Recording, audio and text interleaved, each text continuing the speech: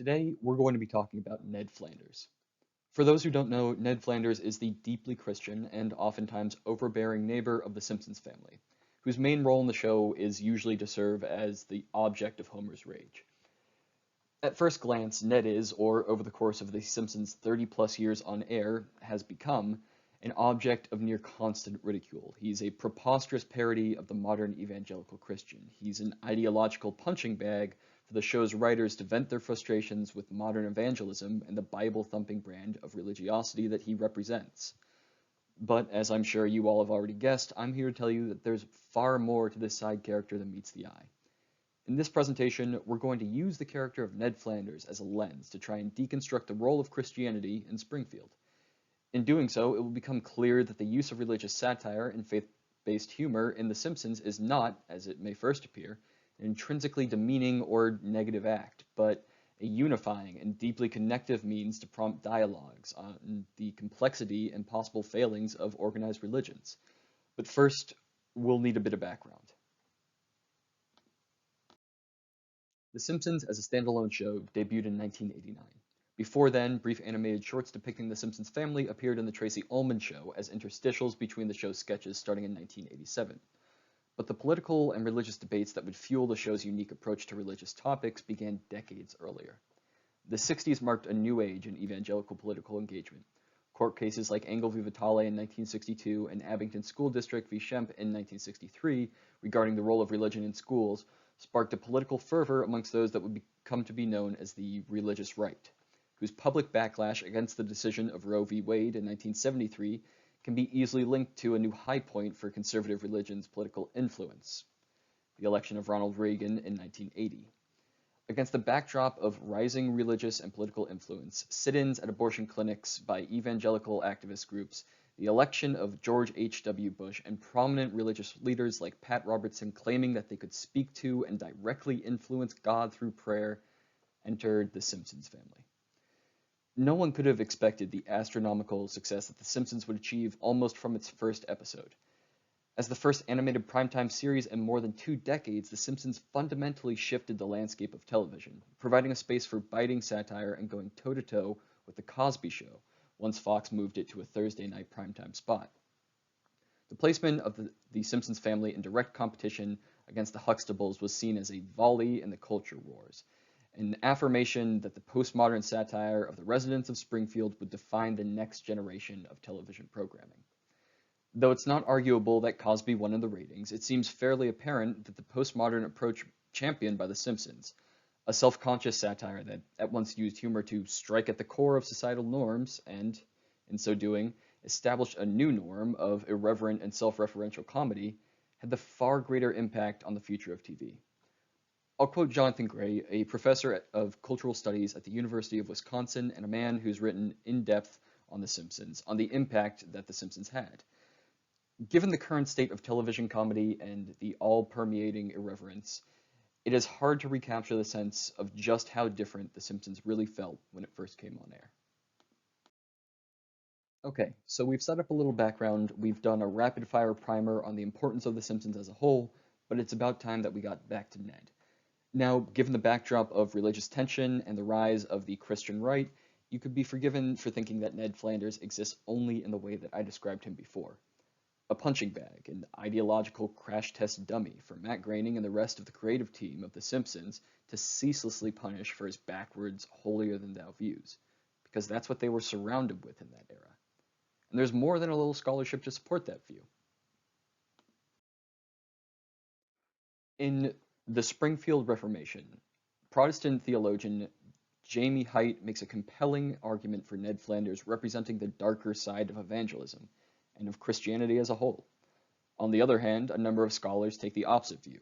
Mark Pinsky, author of The Gospel According to The Simpsons, promotes the theory that although Ned is mocked often, he stands as the moral center of the show, a representative evangelical who tries to be a genuinely good person, despite all of the scorn he receives. If you don't like either of those answers, well, you guessed it, there's scholarship to support you too. David Felt-Mate and many others argue that Ned Flanders serves as both a straw man for attacks on the trappings of organized religion and, by extension, attacks on the structure and politics of the American evangelical Christians, and as a demonstration of solid moral foundations that faith can bring into one's life. In a show where 95% of all episodes have some reference to religion, it's clear that there's more going on with Ned's character, and also more going on with the concept of organized religion as a whole.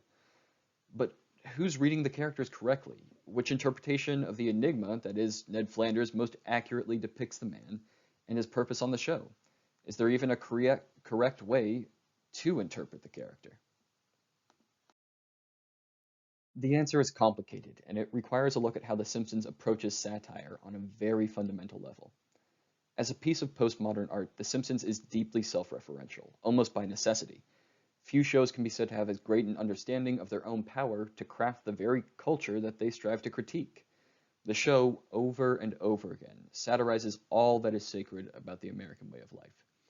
From the church to the corporation, from Christianity to consumerism, and yet it also positions itself around a family that, despite being animated, is closely tied to all of the aspects of culture that The Simpsons lampoons. It engages religion as a concept with Horatian satire. In this school of satire, the point is not to lash out at the object or to incite rage, but to poke fun at the foibles and failings of a person or institution and inspire further thought. A quote from David Jansen, a scholar on the subject. Even as The Simpsons directs its satire at American culture, it also repeatedly reminds us that it, too, is one of us.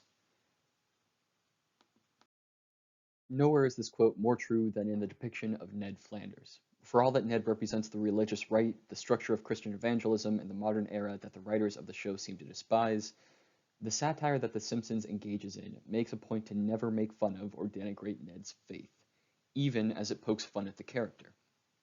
In Hurricane Nettie, an episode where Ned is put through a recreation of the story of Job, losing his house and all that he owns while those around him watch, he asks Reverend Lovejoy if God is punishing him. Lovejoy responds, long answer, yes with an if. Short answer, no with a but. If you need any additional solace, I've got a copy of something or other by Art Linkletter in my office.